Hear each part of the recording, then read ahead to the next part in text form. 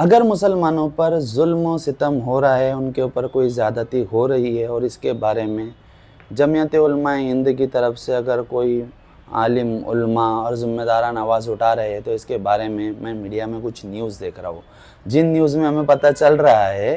कि मुसलमानों के ऊपर अगर कोई मुसलमान के ऊपर जुल्म होता है और जुल्म के ख़िलाफ़ आवाज़ उठाई जाती है, तो उस आवाज़ को उठाने वाले को कहा जाता है कि भड़काऊ बयान। अगर मुसलमानों को गाय के नाम पर मज़लूमों को कत्ल कर दिया जाता है और अगर कोई बोलता है कि जो कत्ल हुआ उसके परिवार को इंसाफ चाहिए, अगर ये कोई स्टेज पे आकर बोलेगा तो भड़काऊ बयान। मतलब किसी के ऊपर जुल्म हो और वो जुल्म के खिलाफ आवाज़ उठाई जाए तो उसे भड़काऊ बयान कर दिया जाए। क्या भारत का संविधान हमें अपनी बात रखने का अधिकार नहीं देता है कि भारत के संविधान के हिसाब से संवैधानिक दायरे में रहकर अगर मुझ पर, मेरी कौम पर कोई आवाज़ उठा रहा है, इसके खिलाफ में कोई साजिश कर रहा है, कोई अगर इस्लाम को दुनिया से ख़त्म करने की बात कर रहा है और इस बात के ऊपर उस पर कोई कार्रवाई नहीं हो रही है और हम इस बारे में आवाज़ उठा रहे हैं, अपनी बात उठा रहे हैं, जो लीगली दस्तूरी संविधान ने हमें जो अधिकार दिया उस अधिकार से, तो हम हो जाते हैं भड़काऊ। और अगर आवाज़ नहीं उठाते तो नहीं भड़काऊ होते हैं।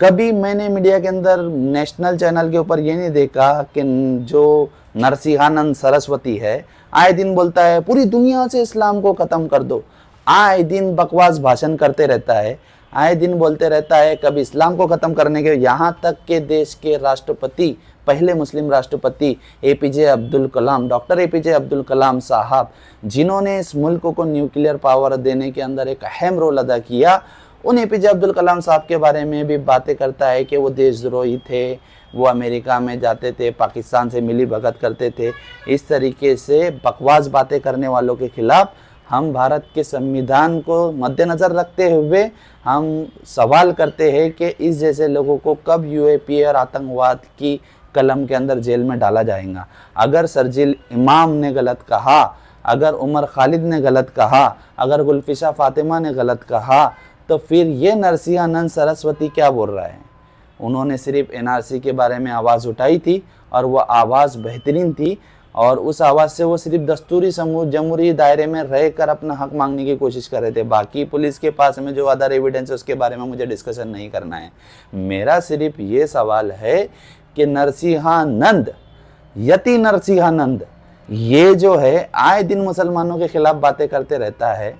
कभी कहता है कि इस्लाम को ख़त्म कर डालो, ये भड़काता है, उस्काता है, एक समुदाय को भड़का कर उसका कर दूसरे समुदाय के खिलाफ इस्तेमाल करता है। इसके ऊपर यूएपीए की धारा नहीं लगती है। कभी आप सल्लल्लाहु अलैहि वसल्लम, हमारे नबी, जिन नबी को हम हमारी जान, आन, बान, शान मानते हैं, उन नबी की शान में गुस्ताखी करता है, लेकिन इसके बारे में भी कोई आवाज़,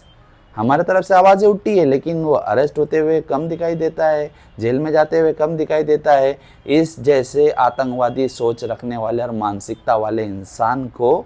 डायरेक्टली यूएपीए की धारा के अंदर अरेस्ट करना चाहिए और इसके ऊपर सख्त कार्रवाई करनी चाहिए, ताकि जो हमारी धार्मिक भावनाओं को यह आहत पहुँचाता है, इससे हमें सुकून मिले। और अगर हम इस बात को बुलंद कर रहे हैं कि नरसिंहानंद, यति नरसिंहानंद जैसे लोग, अंधभक्त लोग जो है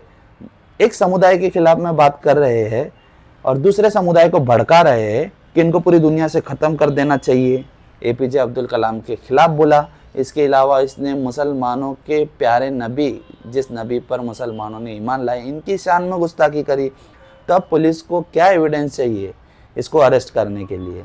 हम भारत के संविधान को सामने रख कर भारत सरकार से सवाल करते हैं कि हम मुसलमानों को ऐसा महसूस क्यों हो रहा है